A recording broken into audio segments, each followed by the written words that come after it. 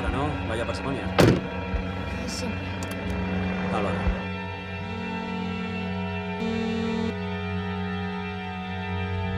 Seguro que está mirando por la ventana.